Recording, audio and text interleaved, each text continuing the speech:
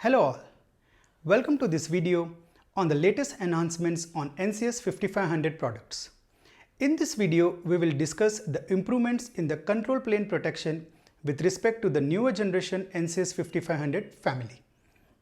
With the help of a short demo, we will understand the feature details. All this after a short intro.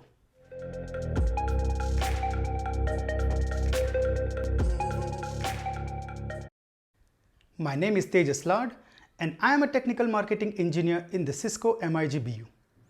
Before we move on to the feature details, let us have a brief background on control plane protection. Control plane protection is as important as data plane protection. Those who are already familiar with the iOS XR software would already know that we have a powerful and comprehensive feature known as Local Packet Transport Service. It is also known as LPTS. LPTS is an integral component of iOS XR systems which provides firewall and policing functionality. LPTS maintains per interface complete table, making sure that packets are delivered to their intended destination. iOS XR software classifies all the for us packets into different flows.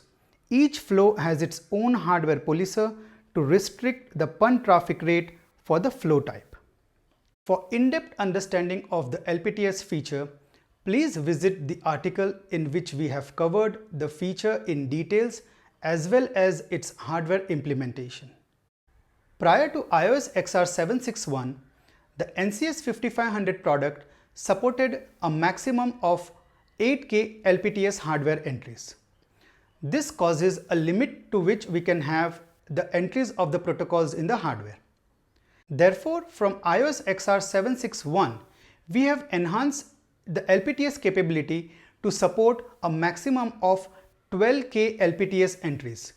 This increases the scale of the hardware entries for the protocols to 1.5 times the current scale. Let us quickly log into a router and check the feature in details. We have a NCS 5500 router with external TCAM and operating with iOS XR 7.6.1. Let us verify the LPTS hardware entries.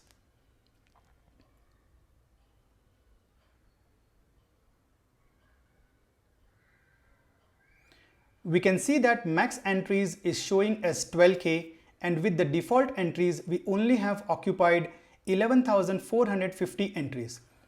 This means we still have room to increase the values of the individual flows without affecting the other flows.